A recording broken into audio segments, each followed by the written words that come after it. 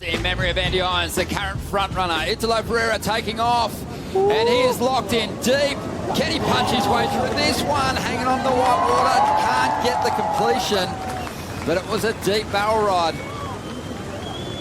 for the Brazilian excitement machine. And we're into the quarterfinals now. Our final eight have been established. It's going to be Yago Dora, who quarterfinaled in this event, going up against Italo in this first matchup. Italo again with that opportunity to set the pace in the title race as we see Yago now up. Should find his way through, gets a little caught up though, and he goes down. Self in a great position. We'll get back to that point in a moment. As Yago, who made it all the way through to this same round last year before being stopped by Slater. Italo on the outside, this one standing up for him. Positions himself under the ledge, drops in, complete control in front of his rival, finds an exit, and ducks through the back of the closeout section. So both surfers getting through those second rides. But your thoughts, Shane, on how Italo went this morning? It was probably an anxious wait for that first heat to get underway. The conditions are really allowing some amazing scores out there, but you know, in between sets, it'll just go flat sometimes for 6 minutes, 8 minutes, and then I'll have a set, and sometimes there's no scoring potential on those sets. So you really have to utilize and really maximize your opportunities, because, you know, I mean, like once that clock starts ticking down, it gets, you know, it just gets really stressful. But he's serving great. He's in a, you know, he's in a great state of mind. He has really good energy right now. He's super confident. He's been here for a whole month. His equipment is dialed. You know, I love his chances.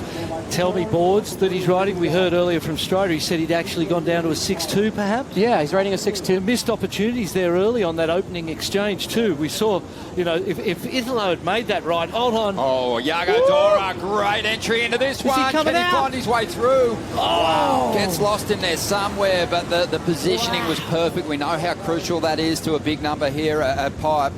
And Yago well placed to spend a lot of time sitting on the deck here. Everybody's been a little inconsistent. Italo just taking off on the inside, no priority. Those are the sorts of moves that you and I earlier in that round of 16 felt a little uncomfortable about. It forces you to kind of sit there and kind of wait. 24 minutes to go. Yago goes looking for a decent number here. Had a good line into this one, but again, just trips up somewhere inside, and we're so used to seeing him emerge deep from these barrels that it's been a little uncharacteristic. Here's your boy Italo. Italo, deep, well positioned, firing through this one. The wave spits, and he's nowhere to be seen. It just felt like he was coming out. 100% felt like he was coming out. And we'll get a look, I'm sure, in a moment at what happened inside that one. But Yago, he's going to stay in front of the foam ball on this occasion, get a nice clean exit. The waves are turning on. Wheelies his way out of that one. Waves are getting epic right now. Well, Yago got back out there and got that priority too. And he's got another nice looking wave here. Well positioned, drives into that first section. Wow. No doggy door exit there for this Brazilian competitor in his second year on the championship tour. And Italo now swinging. He's got a beautiful looking wave. Pipe starting to flare. He's rolling through this one. Goes looking for the air to finish it off. Massive flyaway for Ferreira. And his support crew are cheering him on. Make the comparison in your own mind to the 6.83 that he scored, that Yago scored earlier on. It was a much deeper barrel. That's the score of the heat. Those big flyaways always get the crowd engaged. And Italo's a real showman. Just kicked out and got priority, but that was a filthy barrel, boys. Yeah, super deep. Perfect positioning for the takeoff. Disappeared completely, and then got that nice travel time, a little extended time in the tube. You said he's behind the peak. Beautiful line in. Dropped absolutely where he needed to. He wasn't done. That's why this guy would be a very fitting world champion if the game plays out this way, because he just goes for it. Well, I loved it too because he didn't stall one time in that wave. He took out, he put himself so deep on the peak that he was able to pump through that whole thing with tons of speed and still be deep the whole time. 8.83, the scores are in, and the heat and the world title race is alive. It's alive and well, boys. Solid recovery from Italo there. You have conversations about maybe stepping up to a different board, or was the 6.2 always the go-to? No, Matt. I told him he should really feel confident on the 6.2. You know, the waves are a little bit smaller today, and I mean, he's probably 5'6", so a 6'2" is actually a pretty good board, and it's, you know, it's got some beef in there, it's got some volume. His boards feel really good. They're not too light. He would surf good on anything out there, to be honest, but that last wave he had is really good score. He was able to sit underneath it and get that. Another exchange there where both surfers didn't find a scoring ride. But Yago, he wants to try and get back to that takeoff zone. He's after an 8.83. Here we go. Italo taking off again. Already has the lead. Trying to get rid of a 6.83. Bursts through the end of this one. Goes looking for the air section down the line. Radical spin. Doesn't complete it, but the points were already in the bank. Weren't actually as competitive in nature as he was. Here we go, Italo from behind the peak, and then that all chandelier fell down on top of him. Didn't even bother, and then the frother that he is, he just wanted more and just pumping into that closeout section.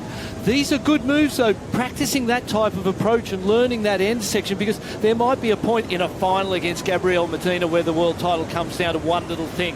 So you can see here Italo's determination to make something more of this score and add to that 6.83 and build on top of it. And for me, that's a practice move, and it's just so beautiful. How's the technique that he may employ later and give us some entertainment and thrills? Yago on the outside, beautiful looking wave, starting to taper off a little bit, but he finds his way through this one. And he starts looking down the line for extra points. Launches the big frontside air reverse, hanging onto it, but can't ride through that turbulent water. So just on 7 minutes and 45 seconds to go, waiting on numbers for both competitors. Great exchange there. World title race when he needs it. Yago. That was an extremely deep barrel ride, Shane, and Yago just such a stylish line that he takes here at Pipe. Yeah, he rode that wave perfectly. I mean, he's got such finesse and poise, and he just makes everything look so easy. So if Italo gets through this one, Medina's going to have to go one better as Yago takes off again. The last exchange, wow, it worked in Yago's favour. He had a 6.67. He's had another nice ride there. Gets the air on the end of this one, but he's after an 8.83. 5.5 minutes to go. Boys are saying congrats, and Kelly just said, hey, congratulations, and, you know, good luck for the next heat. It's so cool to see that camaraderie. You know, it's been a huge year for Yago as well, and so cool to see the boys all just flared up about the action. It's awesome. Yago Dora cracking the top 22, but he's not going to get past our current world #1, Shane Dorian. Breathes a sigh of relief there in the booth. And there is Italo's fan club